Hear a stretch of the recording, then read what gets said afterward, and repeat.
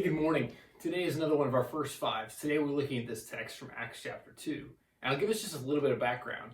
Jesus has died, he was crucified, he's been resurrected, he's ascended into heaven, and now Peter is preaching in the temple courts. And so what we find is that God is at work, but what we find all throughout the story of Jesus, and especially the story of the church, is that God often functions in the way in the world in which we don't think God should function.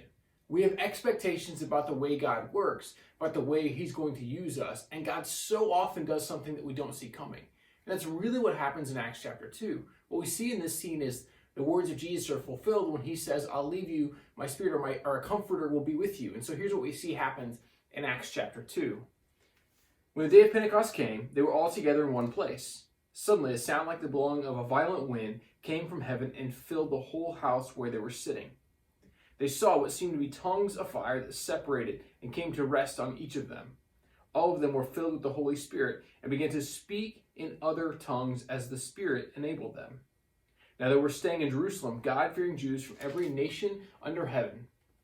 When they heard this sound, a crowd came together in bewilderment because each one heard them speaking in his own language.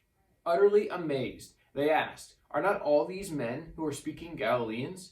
Then how is it that each of us hears them in his own native language? Parthians, Medes, and Elamites, residents of Mesopotamia, Judea, Cappadocia, Pontus, and Asia, Phrygia and Pamphylia, Egypt, and the parts of Libya near Cyrene, visitors from Rome, both Jews and converts to Judaism, Cretans and Arabs, we hear them declaring the wonders of God in our own tongues. Amazed and perplexed, they ask one another, What does this mean? Some, however, made fun of them and said, Had too much wine. Now, I love this story because Peter goes on to tell them what's actually happening. He gives this great sermon and lays out the whole history of what God has promised and how Jesus is the fulfillment of the Old Testament covenant as we know it, their scriptures in their day.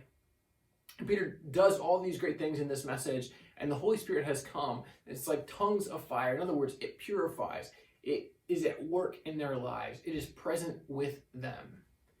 In fact, what I love about this story is how they hear the words about Jesus and about what God is doing in their own language. And how often do we think about tongues in all kinds of random ways, like just prayer language or whatever it is, but that's not what we see here. What we see here is people understand it. And I think that's a powerful example for us because it adds value to the community of faith because people know what is being said. It's not some gibberish that someone comes up with. It is the reality of God speaking to a people. And he uses people to do it. And the cool part for us in this is the way that God so often works doesn't make sense to the rest of the world. That's why these people go, I think they just had too much wine. That's how they know another language. All right, that's kind of weird, right? Like that's not a reason to learn a foreign language by having too much wine. But what I think is powerful in this story is God has said from the beginning that he desires to be present with us. We're created in his image. And he desires to be with us. And Jesus came as Emmanuel, God with us. And then his Spirit comes in a way in which we know God is present with us.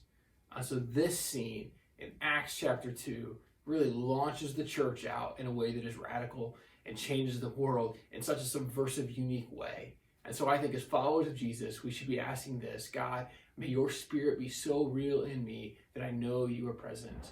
I don't expect a literal dancing fire or anything like that, but I do expect to sense your presence in a way that does change everything. And so God, will you use me to speak your words so that others may know? That is the cool picture of Acts chapter 2. We'll catch you next time for another First Five.